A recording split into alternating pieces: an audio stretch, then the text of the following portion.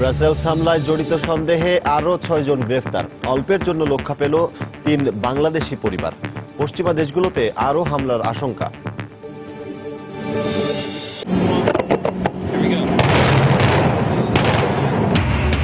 দক্ষিণ কোরিয়াকে গুড়িয়ে দেওয়ার হুমকি উত্তরের। উস্কানিমূলক কর্মকাণ্ড বন্ধে পিয়ংইয়ংয়ের প্রতি আহ্বান সিউলের। সিরিয়ায় সংকট সমাধানে সংলাপ অব্যাহত রাখার প্রত্যয় নিয়ে শেষ হল জেনেভা বৈঠক। অগাস্টের মধ্যে নতুন সংবিধানের খসড়া প্রস্তুতিতে একমত যুক্তরাষ্ট্র, রাশিয়া। এবং ইউরোপের বিভিন্ন সীমান্তে আটকে আছে 30,000 শরণার্থী। তুরস্ক ইইউ চুক্তির বাস্তবায়ন নিয়ে সন্দিহান বিশেষজ্ঞরা।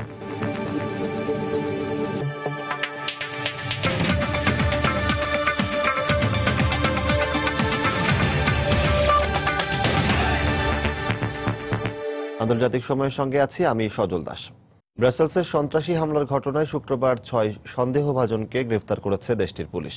অন্যদিকে হামলার পরিকল্পনাকারী সন্দেহে প্যারিস থেকে আরেকজনকে আটক করা হয়েছে। আটককৃতদের পরিচয় ও হামলার সঙ্গে তাদের সংশ্লিষ্টতার বিস্তারিত এখনো জানা যায়নি। তবে কর্মকর্তাদের দাবি, গত বছরের প্যারিস হামলার সঙ্গে ব্রাসেলসের এই হামলার যোগসূত্র রয়েছে। এদিকে হামলাকারীর বিষয়ে তুরস্কের সতর্ক বার্তা উপেক্ষা করায় বেলজিয়ামের স্বরাষ্ট্র ও বিচার মন্ত্রী পদত্যাগের আবেদন জানালেও তা বাতিল করে দেন প্রধানমন্ত্রী। ব্রাসেলসে লে দ্য বুর্স চত্বরের সামনে বৃহস্পতিবার কয়েকশো মানুষ গানের সুরে বিশ্বের সংহতির বার্তা ছড়িয়ে দেওয়ার পাশাপাশি বোমা হামলায় হতাহতদের প্রতি শ্রদ্ধা জানায়। এ সময় কান্নায় ভেঙে পড়েন অনেকেই। একই দিন লন্ডনের ট্রাফালগার স্কয়ারের সামনে 25 মিটার দীর্ঘ বেলজিয়ামের পতাকা বিছিয়ে শ্রদ্ধা জানান যুক্তরাজ্যে নিযুক্ত রাষ্ট্রদূত গাই ত্রুভেরয় সহ হাজারো মানুষ। ইতালির এক ধর্মীয় সমাবেশে অংশ নিয়ে পোপ ফ্রান্সিস ব্রাসেলসের হামলার পেছনে অস্ত্র ব্যবসার প্রসারকে দায়ী করেন।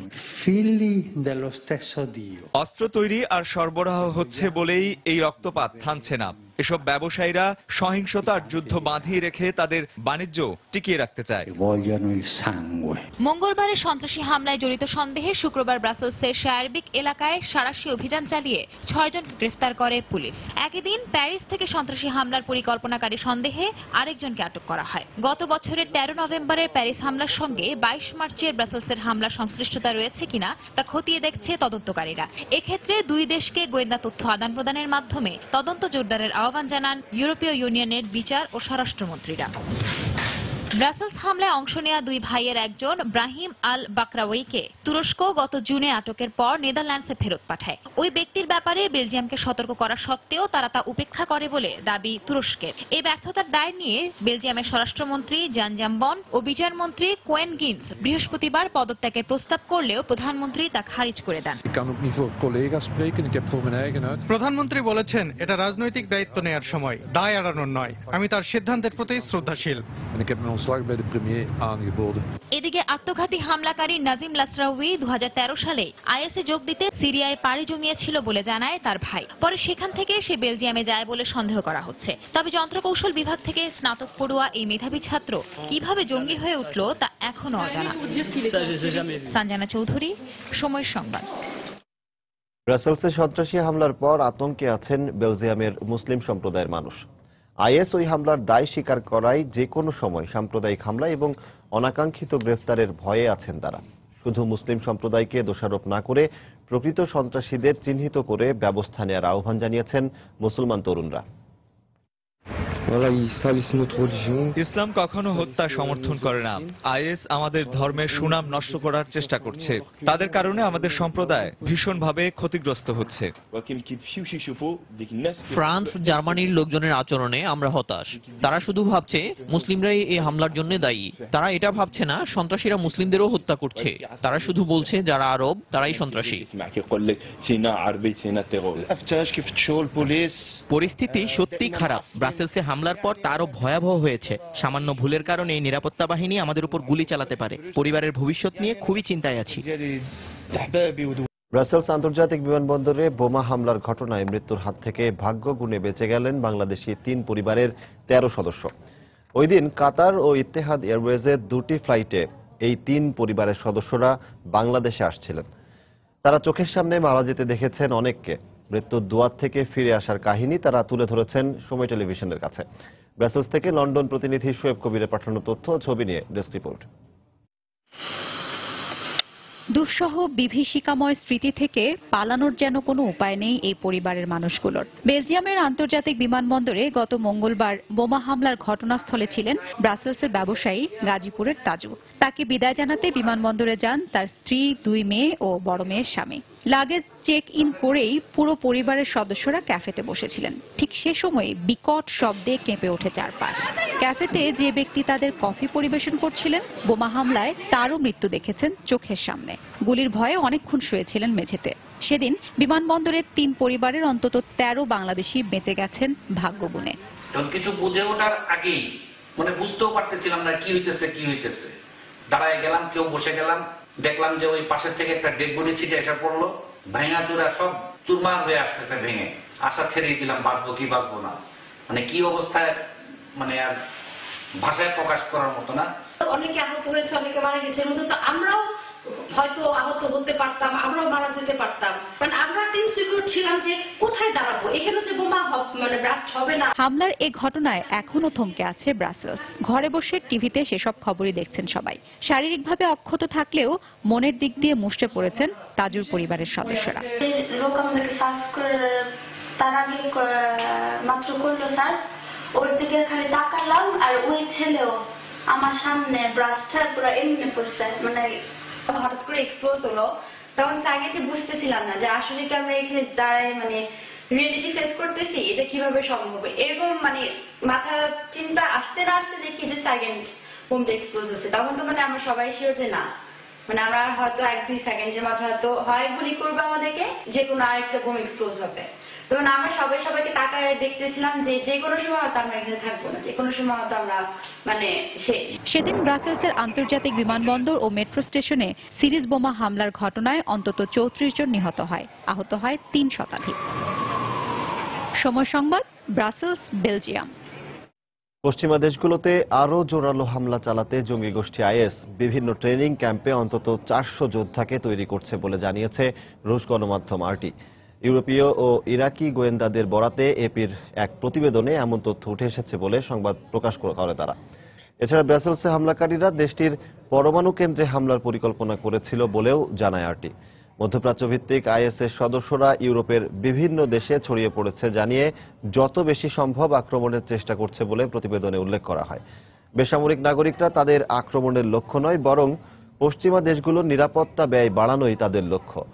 আইএস সদস্যরা উত্তর আফ্রিকা, ফ্রান্স ও বেলজিয়ামে ফরাসি ভাষাভাষী কিছু লোকের সঙ্গে যোগাযোগ করে ইউরোপে হামলার পরিকল্পনা করছে বলে জানিয়েছেন একজন ফরাসি গোয়েন্দা কর্মকর্তা। নভেম্বরে প্যারিস হামলার পর ব্রাসেলসে মঙ্গলবারের হামলার দায় স্বীকার করে আইএস।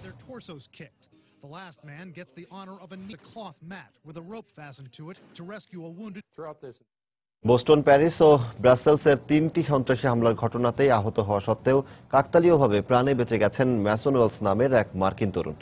তার পরিবার জানায়, গেল মঙ্গলবারে বেলজিয়ামের ব্রাসেলসের আন্তর্জাতিক বিমানবন্দরে বোমা বিস্ফোরণে বেশ কয়েকজন হতাহত হলেও আগের 2 ঘটনার মতো ভাগ্যক্রমে বেঁচে যায় তাদের সন্তান। এদিন মুখমণ্ডল ও হাতের বিভিন্ন জায়গা পুড়ে যাওয়ায় স্থানীয় এক হাসপাতালে চিকিৎসা নিচ্ছে সে, এবং দ্রুত সেরে উঠবেন বলেও আশা করছে তার পরিবার। আর এর মধ্যে সাম্প্রতিক বড় 3টি সন্ত্রাসী হামলার সাক্ষী হলেন ম্যাসন। প্যারিস হামলার মূল সন্দেহভাজন সালাহ আবদেস সালাম ব্রাসেলসের একটি আদালতে তাকে ফ্রান্সের কাছে হস্তান্তরের আবেদন করেছেন। বৃহস্পতিবার আবদেস সালামের আইনজীবী এসবেন ম্যারি কথা জানিয়েছেন। এদিন আবদেস সালাম সহ প্যারিস হামলার সঙ্গে জড়িত সন্দেহে আটককৃত আরও 2 জনের শুনানির দিন ধার্য করা হয়েছিল। পরে তা পিছিয়ে আগামী 7 এপ্রিল পর্যন্ত স্থগিত করা হয়। তবে বৃহস্পতিবার আদালতে হাজির করা হয়নি আবদেস সালামকে। গত শুক্রবার ব্রাসেলসে চালানো এক অভিযানের পর আটক করা হয় আবদেস সালামকে। গত বছরের নভেম্বরে ফ্রান্সের রাজধানী প্যারিসের বেশ কয়েকটি স্থানে তার নেতৃত্বে হামলা চালায় সন্ত্রাসীরা। ওই হামলায় অন্তত 130 জন নিহত হয় এবং আহত হয় বহু মানুষ।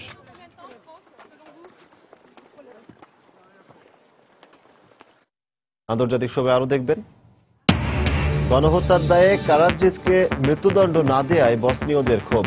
সাবেক এই সার্ব নেতার সমর্থনে সার্বিয়ায় উগ্র জাতীয়তাবাদীদের সমাবেশ। এবার দক্ষিণ কোরিয়াকে ধ্বংস করে দেয়ার হুমকি দিল উত্তর কোরিয়া।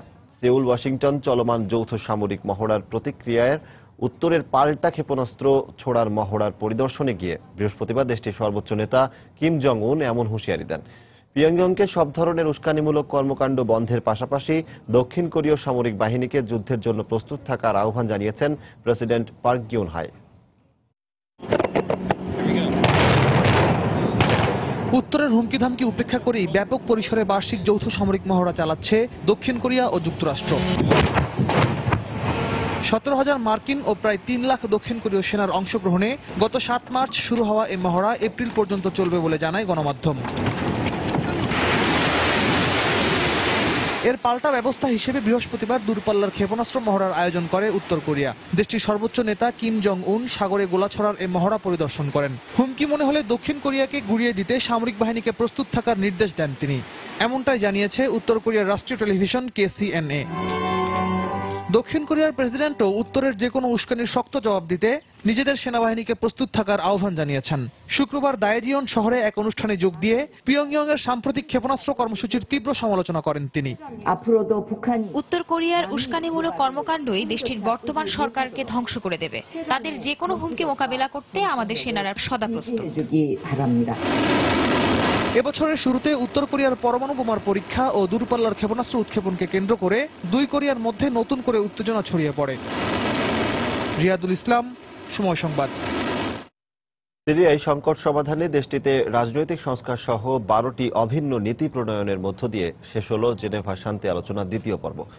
পরবর্তী আলোচনায় রাজনৈতিক পরিবর্তনই মূল প্রতিপাদ্য হিসেবে বিবেচিত হবে বলে জানিয়েছেন সিরিয়া সংকট নিরসনে জাতিসংঘের বিশেষ দূত স্টেফান দি মিস্তুরা। এদিকে সিরিয়ায় নতুন সংবিধান কার্যকর করার লক্ষ্যে আগামী অগাস্টের মধ্যে একটি খসড়া তৈরির বিষয়ে সম্মত হয়েছে যুক্তরাষ্ট্র ও রাশিয়া। আসাদকে সঠিক সিদ্ধান্ত নিতে রুশ প্রশাসন সহায়তা করবে বলে আশা প্রকাশ করেছেন মার্কিন পররাষ্ট্রমন্ত্রী জন কেরি। সুইজারল্যান্ডের জেনেভায় সিরিয়া শান্তি আলোচনার দ্বিতীয় দফা বৈঠক শেষ হল বৃহস্পতিবার। আলোচনায় যোগ দিয়ে সিরীয় সরকার ও বিরোধী দলের প্রতিনিধিরা পরবর্তী আলোচনার পথ প্রশমিত করেছেন বলে তাদের ধন্যবাদ দিলেন জাতিসংঘের বিশেষ দূত স্টেফান ডি মিস্তুরা। তিনি বলেন, এই আলোচনায় উভয় পক্ষের মতামত অনুযায়ী 12টি মূলনীতি প্রণয়ন করা হয়েছে, যা সিরিয়ায় শান্তিপূর্ণ রাজনৈতিক পরিবর্তনের জন্য সহায়ক হবে। এর মধ্যে রয়েছে জঙ্গি দমন, সিরীয় সামরিক বাহিনীর পুনর্গঠন, গণতান্ত্রিক রাষ্ট্র প্রতিষ্ঠা, শরণার্থীদের ফেরত আনার পরিকল্পনা, বিদেশিদের হস্তক্ষেপ প্রত্যাখ্যান সহ বিভিন্ন বিষয়। পরবর্তী শান্তি আলোচনার ক্ষেত্রে এই রাজনৈতিক পরিবর্তনই গুরুত্ব পাবে বলে জানান তিনি। আমরা এই আলোচনার মধ্যে দিয়ে দুপক্ষের মতামত জানতে পেরেছি। এর মধ্যে দিয়ে কিছু অভিন্ন আদর্শ ও নীতি ঠিক করেছি। আমরা বিশ্বাস করি এসব নীতির মধ্যে দিয়ে সিরিয়ায় শান্তি প্রতিষ্ঠা সম্ভব।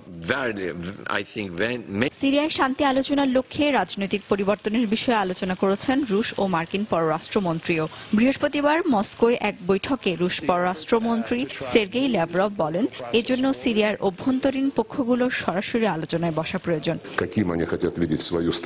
আমরা সিরিয়ায় পরিবর্তন চাই, তবে সেটা অবশ্যই সিরীয়দের মতামত অনুযায়ী। তাদের জনগণই ঠিক করবে তারা কি চায়। এজন্য সরাসরি আলোচনা প্রয়োজন। এই লক্ষ্যে একসঙ্গে কাজ করতে সম্মত হয়েছি আমরা। বৈঠকে আগামী অগস্টের মধ্যে সিরিয়ায় নতুন সংবিধান কার্যকর করার লক্ষ্যে একটি খসড়া তৈরির বিষয়ে সম্মত হয়েছে যুক্তরাষ্ট্র ও রাশিয়া। মার্কিন পররাষ্ট্রমন্ত্রী জন কেরি বলেন, সিরিয়ায় শান্তি প্রতিষ্ঠা নির্ভর করে প্রেসিডেন্ট বাশার আল আসাদের সদিচ্ছার উপর। আমরা জানি সিরিয়ার শান্তি প্রতিষ্ঠার জন্য রাজনৈতিক পরিবর্তন জরুরি, আর সেটা কি প্রক্রিয়ায় হবে তা ঠিক করতে আসাদ প্রশাসনের সঙ্গে আলোচনা করবে রাশিয়া। আমরা আশা করব সম্মিলিতভাবে একটি সঠিক সিদ্ধান্ত বেরিয়ে আসবে। এরই মধ্যে সিরিয়ায় কার্যকর ও স্থায়ী যুদ্ধবিরতির বিষয়ে গুরুত্ব আরোপ করেছে ইরান। শুক্রবার রুশ প্রেসিডেন্ট ভ্লাদিমির পুতিনের বিশেষ প্রতিনিধি মিখাইল বোগনাদভের সঙ্গে টেলিফোন আলাপে ইরানের আরব ও আফ্রিকা বিষয়ক উপপররাষ্ট্রমন্ত্রী হোসেন আমির আব্দুল্লাহিয়ান বলেন, সিরীয় জনগণের ভবিষ্যতের কথা বিবেচনা করেই স্থায়ী যুদ্ধবিরতির লক্ষ্যে সব পক্ষের একযোগে কাজ করা উচিত। এরই মধ্যে সিরিয়ার ঐতিহ্যবাহী শহর পালমিরা দখলের কাছাকাছি পৌঁছে গেছে সরকারি বাহিনী। মঙ্গলবার শহরটির দক্ষিণ পশ্চিমাঞ্চলীয় অংশ আইএসের কাছ থেকে পুনর্দখল নেয়ার পর পূর্ণ উদ্যমে ওই গোটা শহর জঙ্গিমুক্ত করতে লড়াই শুরু করেছে সিরীয় সেনারা। সঞ্জিদা ইসলাম, সময় সংবাদ। ইরাকের কিরকুক প্রদেশে সামরিক বাহিনীর অভিযানে জঙ্গি সংগঠন আইএসের অন্তত ৩৫ সদস্য নিহত হয়েছেন। বৃহস্পতিবার কিরকুক প্রদেশের উত্তর পশ্চিমাঞ্চলের আল হাওইজা এলাকায় আইএসের অবস্থান লক্ষ্য করে হামলা চালায় ইরাকের বিমান বাহিনী। একই দিন ইরাকি যৌথ বাহিনী দেশটির দ্বিতীয় বৃহত্তম শহর মসুল দখলে বড় ধরনের অভিযান শুরু করেছে। 2014 সালের জুন মাসে মসুল শহর দখল করে নেয় জঙ্গি সংগঠন আইএস। এদিকে নিরাপত্তা বাহিনীর অভিযানে নিনেভে প্রদেশে 15 আইএস সদস্য নিহত হয়েছে। কর্মকর্তারা জানিয়েছেন, মসুলের দক্ষিণাঞ্চলীয় কায়ারাহ এলাকায় চালানো অভিযানে বেশ কয়েকটি গ্রাম জঙ্গিদের কাছ থেকে পুনর্দখল করা হয়েছে। বলকান রাষ্ট্রগুলো সীমান্ত বন্ধ থাকায় ইউরোপের বিভিন্ন সীমান্তে 30,000 শরণার্থী আটকে আছে বলে জানিয়েছে গ্রিস। দেশটির সঙ্গে মেসিডোনিয়া সীমান্তেই অবস্থান করছে 10,000-এরও বেশি অভিবাসন প্রত্যাশী। এ অবস্থায় ইউরোপে শরণার্থী প্রবেশ ঠেকাতে সম্প্রতি সই হওয়া তুরস্কের সঙ্গে ইউরোপীয় ইউনিয়নের চুক্তির বাস্তবায়ন নিয়ে সন্দেহ প্রকাশ করেছেন বিশেষজ্ঞরা। এদিকে লেবাননে অবস্থান করা কয়েক লাখ সিরীয় শরণার্থীকে পুনর্বাসনের লক্ষ্যে দেশটিকে 100 কোটি মার্কিন ডলারের অর্থ সহায়তা দিচ্ছে বিশ্বব্যাংক। কাদা পানি উপেক্ষা করে একটু খাবার পানিও পেতে শরণার্থীদের এই দীর্ঘ লাইন। ঠান্ডা বাতাসে নাকাল মানুষগুলো গ্রিস মেসিডোনিয়া সীমান্তের আইডোমনি রেল স্টেশনে অস্থায়ী তাঁবু গেড়ে পার করেন টানা 3 দিন। টিকতে না পেরে অনেকে আশ্রয় নিয়েছেন স্টেশনে দাঁড়িয়ে থাকা ট্রেনের কামরাগুলোতে। সকালের ঘুম থেকে উঠে দেখি বৃষ্টির পানি তাঁবুর চারপাশে ঘিরে ফেলেছে। ভেজা তাঁবু ছেড়ে সন্তানদের নিয়ে ট্রেনে উঠে পড়েছি। আমার 5টি ছোট ছোট বাচ্চা রয়েছে, এদের একজনের বয়স মাত্র 2 মাস। আমরা সবাই ভীষণ কষ্টে আছি। খাবার আর বাসস্থানের তীব্র অভাব সত্ত্বেও অসহায় মানুষগুলোর একমাত্র চাহিদা ইউরোপে প্রবেশের সুযোগ। আন্তর্জাতিক গোষ্ঠীর সুদৃষ্টি কামনায় চলছে টানা বিক্ষোভ কর্মসূচিও। আমাদের দাবি সবার জানা, কর্তৃপক্ষের কাছে টাকা চাই না, খাবার পানির দাবিও করি না। আমরা ইউরোপে অবস্থান করা পরিবারের সঙ্গে মিলিত হতে চাই। আমি গেল 3 রাত এই রাস্তায় ঘুমিয়েছি, ক্ষুধা আর ঠান্ডায় মারা যেতে বসেছি, তবুও প্রাণপণ চেষ্টা চালিয়ে যাচ্ছি। এমন এক বাস্তবতায় তুরস্ক হয়ে ইউরোপ অভিমুখী শরণার্থী ঢল বন্ধে আঙ্কারা ইউ চুক্তি কতটা ফলপ্রসূ হবে তা নিয়ে সংশয় প্রকাশ করেছেন বিশেষজ্ঞরা। আমি মনে করি না ইউরোপে শরণার্থী ও অভিবাসীদের প্রবেশ ঠেকাতে শতভাগ সফল হওয়া সম্ভব।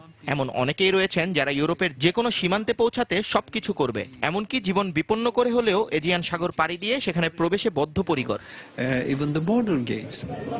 এদিকে লেবাননে অবস্থানরত সিরীয় শরণার্থীদের পুনর্বাসনে বিশ্বব্যাংকের সঙ্গে 100 কোটি মার্কিন ডলারের আন্তর্জাতিক সহায়তা চুক্তি সম্পন্ন হয়েছে। বৃহস্পতিবার দেশটির পার্লামেন্টের স্পিকারের সঙ্গে বৈঠক শেষে সাংবাদিকদের একথা জানান জাতিসংঘ মহাসচিব বান কি মুন। লেবাননে নিবন্ধিত সিরীয় শরণার্থীর সংখ্যা 10 লাখ হলেও সেখানে অবস্থান করছে প্রায় 40 লাখ শরণার্থী। জাহিদুর রহমান, সময় সংবাদ। মার্কিন প্রেসিডেন্ট নির্বাচনের রিপাবলিকান মনোনয়ন প্রত্যাশী টেড ক্রুজের স্ত্রী হেইডি ক্রুজে হুমকি দেওয়ার ঘটনায় ডোনাল্ড ট্রাম্পকে ভণ্ড কাপুরুষ বলে আখ্যা দিয়েছেন ক্রুজ। উইসকনসিন অঙ্গরাজ্যের ড্যান শহরে নির্বাচনী প্রচারণায় গিয়ে ক্রুজ এই ক্ষুব্ধ প্রতিক্রিয়া ব্যক্ত করেন। এর আগে ট্রাম্পের তৃতীয় স্ত্রী মেলানিয়া ট্রাম্পের একটি অশ্লীল ছবি প্রকাশের পেছনে ক্রুজকে দায়ী করে টুইট করেন ট্রাম্প। ওই টুইটার বার্তায় তিনি বলেন, তার বিরুদ্ধে প্রচারণার অংশ হিসেবে টেড ক্রুজ GQ ম্যাগাজিন থেকে মেলানিয়ার ছবিটি ব্যবহার করেছে। এ সময় তিনি টেড ক্রুজের স্ত্রীর গোমর ফাঁস করে দেওয়ারও হুমকি দেন। সংশ্লিষ্ট প্রার্থী ও নির্বাচনী প্রচারণা কমিটির অনুমোদন ছাড়াই বিজ্ঞাপনটি টেড ক্রুজের সমর্থক গোষ্ঠী মেক আমেরিকা অসাম তৈরি করেছে বলে অভিযোগ ওঠে, যা সামাজিক গণমাধ্যমে ভাইরাল হয়ে যায়। সেখানে 2 রিপাবলিকান প্রার্থীর স্ত্রীর ছবি দিয়ে টেডের পক্ষে প্রচারণা চালানো হয়। ইরানের ক্ষেপণাস্ত্র ব্যবস্থা জোরদারের কারণে দেশটির 2টি প্রতিষ্ঠানের ওপর নতুন করে বাণিজ্যিক নিষেধাজ্ঞা আরোপ করেছে যুক্তরাষ্ট্র। গেল সপ্তাহে ব্যালিস্টিক ক্ষেপণাস্ত্র পরীক্ষার জেরে তাদের 11টি প্রতিষ্ঠান ও ব্যক্তির ওপর নিষেধাজ্ঞা জারি করে ওয়াশিংটন।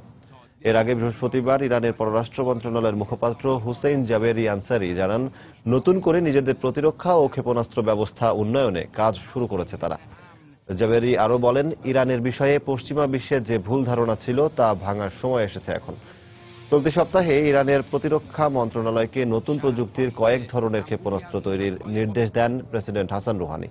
তেহরানের প্রতিরক্ষা ব্যবস্থা আধুনিকায়ন ও উন্নয়নের জন্য এমন নির্দেশ দেওয়া হয়েছে বলে জানায় স্থানীয় গণমাধ্যমগুলো। পশ্চিম তীরের হেব্রনের আল খলিল অঞ্চলে এক আহত ফিলিস্তিনিকে গুলি করে হত্যা করেছে এক ইসরায়েলি পুলিশ। ওই দিন পুলিশের গুলিতে নিহত হয় আরও এক ফিলিস্তিনি তরুণ। এই ঘটনার একটি ছবি প্রকাশ করেছে মানবাধিকার গ্রুপ বেতসেলেম। বৃহস্পতিবার পশ্চিম তীরের ওই এলাকায় পুলিশের ওপর ছুরি হাতে হামলার অভিযোগে 2 ফিলিস্তিনি তরুণের ওপর নির্বিচারে গুলি চালায় ইসরায়েলি বাহিনী।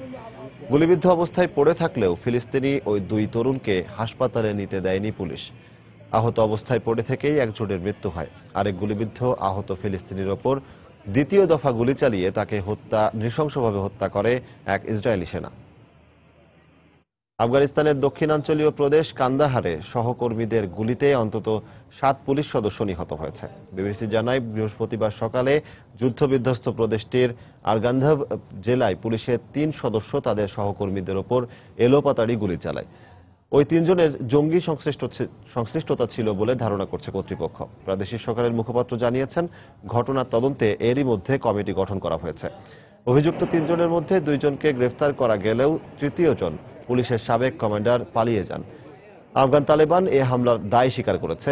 গত মাসে কান্দাহারের পার্শ্ববর্তী উরুজগান প্রদেশে এমন একটি ঘটনায় 4 পুলিশ সদস্য নিহত হয়। এদিকে দেশটির পূর্বাঞ্চল ও মধ্যাঞ্চলীয় কয়েকটি রাজ্যে গত কয়েকদিনে নিরাপত্তা বাহিনীর অভিযানে আইএস সদস্য সহ অন্তত 49 জঙ্গি নিহত হয়েছে বলে জানিয়েছে আফগান সরকার। এ সময় বেশ কিছু তালেবান জঙ্গিকে গ্রেফতার ও বিপুল পরিমাণ অস্ত্র জব্দ করা হয়। 2001 সালে আফগানিস্তানে মার্কিন সামরিক অভিযানে ক্ষমতা থেকে উৎখাতের পর থেকেই দেশটির বিভিন্ন প্রদেশে জঙ্গি তৎপরতা চালিয়ে আসছে তালেবান। আন্তর্জাতিক সময় আরো যা দেখবেন, উৎসবমুখর পরিবেশে ভারত জুড়ে পালিত হলো হোলি। ব্যাপক নিরাপত্তার পরও উত্তরপ্রদেশে বিভিন্ন দুর্ঘটনায় নিহত 30। বসনিয়া যুদ্ধে গণহত্যার অভিযোগে সাবেক সার্বীয় নেতা রাদোভান কারাদ্জিচকে দোষী সাব্যস্ত করে 40 বছরের কারাদণ্ড দিয়েছেন আন্তর্জাতিক অপরাধ আদালত। বৃহস্পতিবার নেদারল্যান্ডসের হেগে বিশেষ ট্রাইব্যুনাল তার বিরুদ্ধে সেব্রেনিৎসা ও সারায়েভোতে হত্যাকাণ্ড ও যুদ্ধাপরাধ সহ 11টি অভিযোগের মধ্যে 10টি প্রমাণ সাপেক্ষে এই রায় ঘোষণা করেন। এদিকে নিহতদের স্বজন ও বসনিয়ার সাধারণ মানুষ এ রায়ে ক্ষোভ প্রকাশ করে কারাদ্জিচের জন্য কারাদণ্ড যথেষ্ট নয় বলে মন্তব্য করেছেন। অন্যদিকে সার্বিয়ায় কারাদ্জিচের প্রতি সমর্থন জানিয়ে তার শাস্তি প্রদানের নিন্দা জানিয়েছে উগ্র জাতীয়তাবাদী দল সার্বিয়ান র্যাডিক্যাল পার্টি। বৃহস্পতিবার নেদারল্যান্ডসের হেগে অবস্থিত জাতিসংঘের আন্তর্জাতিক অপরাধ ট্রাইব্যুনালের বাইরে কারাদ্জিচের সর্বোচ্চ শাস্তির দাবিতে জড়ো হন শত শত মানুষ। তাকে বসনিয়া যুদ্ধের কসাই উল্লেখ করে মৃত্যুদণ্ড দাবি করেন বিক্ষোভকারীরা। জড়ো হওয়া এসব মানুষের মধ্যে ছিলেন বসনিয়া যুদ্ধে বেঁচে যাওয়া ও সেব্রেনিৎসা হত্যাকাণ্ডের প্রত্যক্ষদর্শীরাও। সেই বিভীষিকাময় স্মৃতি আজও তাড়া করে তাদের। শুধু সেব্রেনিৎসাতেই গণহত্যা ঘটেনি, বসনিয়া হার্জেগোভিনার সর্বত্রই নির্বিচারে মানুষকে হত্যা করা হয়েছিল। 1992 থেকে 1995 সাল পর্যন্ত চলা বসনিয়া যুদ্ধে সংঘটিত যুদ্ধাপরাধের বিচারে গঠিত জাতিসংঘের বিশেষ ট্রাইব্যুনালে 70 বছর বয়সী কারাদ্জিচের বিরুদ্ধে আনা 11টি অভিযোগের মধ্যে 10টি প্রমাণিত হয়। বিচারপতিদের বোর্ড অভিযোগ নিশ্চিত হওয়ার পরই তার বিরুদ্ধে রায় ঘোষণা করেন। কারাদ্জিচের তত্ত্বাবধানে থাকা সেনারা হত্যাযজ্ঞ চালালেও তিনি বেসামরিক নাগরিকদের রক্ষায় প্রয়োজনীয় ব্যবস্থা গ্রহণ করেনি। সেব্রেনিৎসা ও সারায়েভোতে হত্যা, ধর্ষণ ও লুণ্ঠনে তার নির্দেশনা ছিল। এসব প্রমাণ সাপেক্ষে কারাদ্জিচকে অভিযুক্ত করেছে ট্রাইব্যুনাল। বিপুল সংখ্যক বসনীয় জনগোষ্ঠী হত্যার দায়ে কারাদ্জিচের 40 বছরের কারাদণ্ড যথেষ্ট নয় উল্লেখ করে এই রায়ে ক্ষোভ প্রকাশ করেছেন নিহতের স্বজন ও বসনিয়ার সাধারণ মানুষ। সাধারণ মানুষের উপর নারকীয় হত্যাকাণ্ডের তুলনায় কয়েক বছর জেলে থাকা কোনো শাস্তিই নয়। এত দীর্ঘ সময় নিয়ে বিচারের পর সামান্য শাস্তি আমাদের হতাশ করেছে। আমার মতো অনেকেই স্বামী সন্তান হারিয়েছেন, তারা এই শাস্তিটুকু দেখে যেতে পারেননি।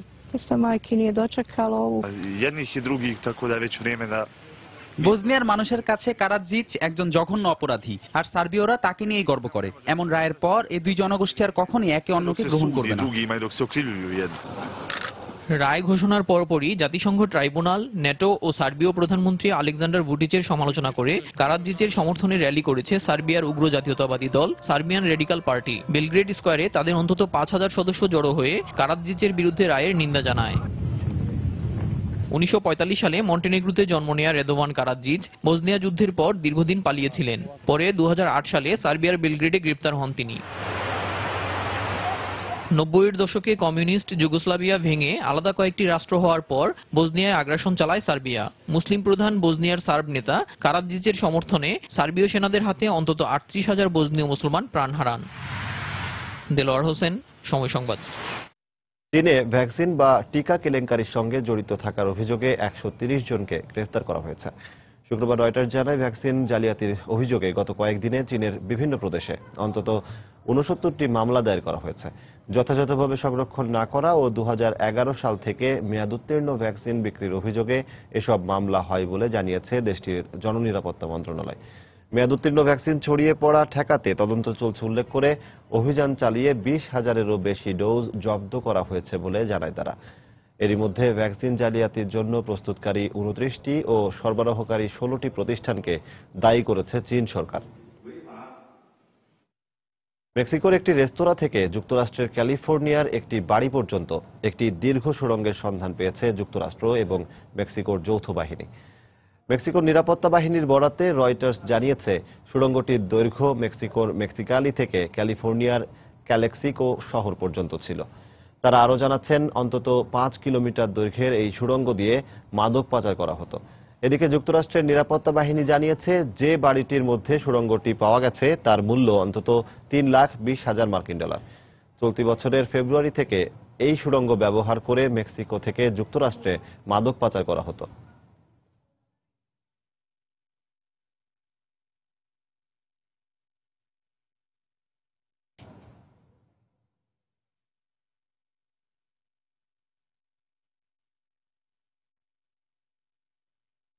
চেরনোবিল পরমাণু দুর্ঘটনায় আশপাশের এলাকাগুলোতে তেজস্ক্রিয়তা ছড়িয়ে পড়া ঠেকাতে একটি ছাউনি তৈরি করা হচ্ছে। ইউক্রেনের উত্তরাঞ্চলে পরমাণু কেন্দ্রের উপর নির্মিতব্য এই ছাউনি আগামী 100 বছর পার্শ্ববর্তী এলাকার মানুষ ও অন্যান্য প্রাণীদের তেজস্ক্রিয়তার প্রভাব থেকে রক্ষা করবে বলে জানিয়েছে কর্তৃপক্ষ। 108 মিটার উচ্চতার ছাউনিটি 150 মিটার দীর্ঘ ও 250 মিটার প্রশস্ত। বিশেষ নকশায় তৈরি এ ছাউনি 100 বছরের স্থায়িত্ব পাবে বলে আশা করা হচ্ছে। পরমাণু কেন্দ্রের তেজস্ক্রিয়তা ঠেকাতে এটি পৃথিবীর সবচেয়ে বড় স্থাপনা বলে জানিয়েছে গণমাধ্যম। প্রায় 40টি দেশের আর্থিক সহায়তা ও ইউরোপীয় ব্যাংকের তত্ত্বাবধানে ছাউনিটির নির্মাণ কাজ এবছরের নভেম্বরে শেষ হবে বলে আশা করা হচ্ছে। 1986 সালের 26 এপ্রিল চেরনোবিল পরমাণু কেন্দ্রে ভয়াবহ দুর্ঘটনা ঘটে। এর পরপরই আশপাশের এলাকা থেকে অন্তত 50,000 মানুষকে সরিয়ে নেওয়া হয়েছিল। কিন্তু তেজস্ক্রিয়তার প্রভাব থেকে যাওয়ায় 2010 সালে একটি স্থায়ী সমাধানের উদ্যোগ নেওয়া হয়। নিউজিল্যান্ডের জাতীয় পতাকা পরিবর্তনের বিষয়ে গণভোট অনুষ্ঠিত হয়েছে। পুরাতন ইউনিয়ন জ্যাকের পরিবর্তে নতুন নকশাকৃত সিলভার ফার্নকে কিউইদের পতাকা নির্বাচন করা হবে কিনা সে বিষয়ে বৃহস্পতিবার গণভোট অনুষ্ঠিত হয়। বুথ ফেরত জরিপে দেখা গেছে, দেশটির 21 লাখ জনগণ ভোটে অংশগ্রহণ করেছেন। তাদের মধ্যে 56.6% পুরাতন পতাকার পক্ষে এবং 43.1% নতুন নকশাকৃত পতাকার পক্ষে ভোট দিয়েছেন। দেশটির প্রধানমন্ত্রী জনকে নতুন পতাকার পক্ষপাতী হওয়া সত্ত্বেও জনগণের সিদ্ধান্ত মেনে নেওয়ার কথা জানিয়েছেন তিনি। ভোটের চূড়ান্ত ফলাফল আগামী বুধবার ঘোষণা করা হবে। বিশ্বখ্যাত মার্কিন কৌতুক অভিনেতা গ্যারি শ্যান্ডলিং বৃহস্পতিবার লস অ্যাঞ্জেলসে মারা গেছেন। মৃত্যুকালে তার বয়স হয়েছিল 66 বছর। জনপ্রিয় late night comedy show breaking the fourth wall ও দ্য ল্যারি স্যান্ডার্স শো এর মাধ্যমে ব্যাপক খ্যাতি লাভ করেন তিনি। প্রথমটি 1986 থেকে 1990 এবং পরেরটি 1992 থেকে 1998 সাল পর্যন্ত টেলিভিশন চ্যানেল HBO-তে প্রচারিত হয়। সেখানে টক শো এর উপস্থাপক হিসেবে ভূমিকা পালনের পাশাপাশি দর্শকদের সঙ্গে সরাসরি হাস্যরসপূর্ণ কথা বলে সবার মন জয় করেন শ্যান্ডলিং। এছাড়া NBC চ্যানেলে the tonight show starring John Carson শীর্ষক অনুষ্ঠানে স্ট্যান্ডিং কমেডিয়ান হিসেবে সুনাম লাভ করেন। 1998 সালে এমি পুরস্কারের পাশাপাশি বিভিন্ন সম্মাননা অর্জন করেন গ্যারি। টেলিভিশন কমেডি শোতে তার যাত্রা শুরু হয় welcome back Carter and Stanford and sand শীর্ষক অনুষ্ঠানের জন্য চিত্রনাট্য লিখে। 1949 সালে তিনি শিকাগোয় জন্মগ্রহণ করেন। কড়া নিরাপত্তা ব্যবস্থা ও সতর্কতা থাকার পরও ভারতের উত্তরপ্রদেশে হোলি উৎসব চলাকালে 30 জনের মৃত্যু হয়েছে। পুলিশের বরাতে দেশটির গণমাধ্যম জানায়, লখনৌতে সড়ক দুর্ঘটনায় 5 জনের মৃত্যু হয়। বুলন্দ শহরে অপর এক দুর্ঘটনায় আরও 9 জনের মৃত্যু হয়েছে। বাকিদের মৃত্যু হয়েছে সংঘর্ষ অথবা মাতাল হয়ে বেপরোয়া গতিতে গাড়ি চালানোর কারণে। এছাড়া রঙের উৎসব হোলিকে কেন্দ্র করে প্রদেশ জুড়ে গাড়ি দুর্ঘটনায় প্রায় 250 নাগরিক আহত হয়েছেন। আহতদের বেশিরভাগই মাথায় আঘাত পেয়েছে এবং বেশ কয়েকজনের হাত পা ভেঙে গেছে বলে জানিয়েছেন চিকিৎসকেরা। ব্যাপক উৎসাহ উদ্দীপনার মধ্য দিয়ে ভারত জুড়ে পালিত হয়েছে হিন্দু সম্প্রদায়ের অন্যতম ধর্মীয় উৎসব হোলি। গেল বুধবার দোল পূর্ণিমায় শুরু হয়ে উৎসব চলে বৃহস্পতিবার পর্যন্ত। উৎসব উপলক্ষে সারা ভারতে পড়ে যায় সাজ রব। মথুরা, উত্তরপ্রদেশ, রাজস্থান, মহারাষ্ট্র, বিহার ও আসামের বিভিন্ন এলাকায় উৎসবমুখর পরিবেশে পালন করা হয় রঙের উৎসব। পরস্পরকে রঙের আবির মাখিয়ে উৎসব উদযাপন করেন হিন্দু সম্প্রদায়ের লোকেরা। বৈষ্ণব বিশ্বাস অনুযায়ী দোল পূর্ণিমার দিনে বৃন্দাবনে শ্রীকৃষ্ণ শ্রী রাধিকা এবং তার সখীদের সঙ্গে আবির উৎসবে মেতে উঠেছিলেন। কোনো কোনো স্থানে এই উৎসবকে বসন্ত উৎসবও বলা হয়।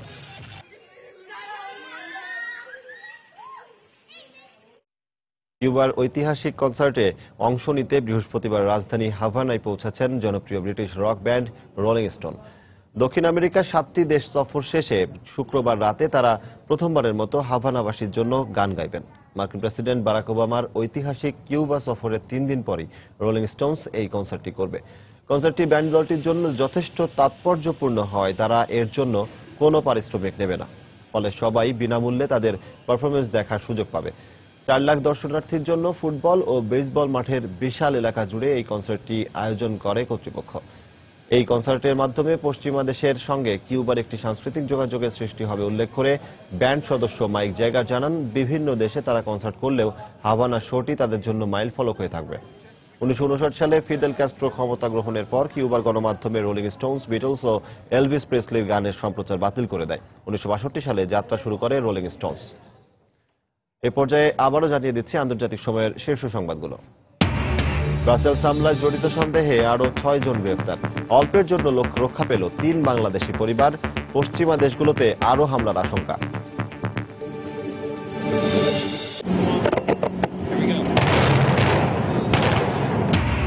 দক্ষিণ কোরিয়াকে গুড়িয়ে দেওয়ার হুমকি উত্তরের। উস্কানিমূলক কর্মকাণ্ড বন্ধে পিয়ংইয়ংয়ের প্রতি আহ্বান সিউলের।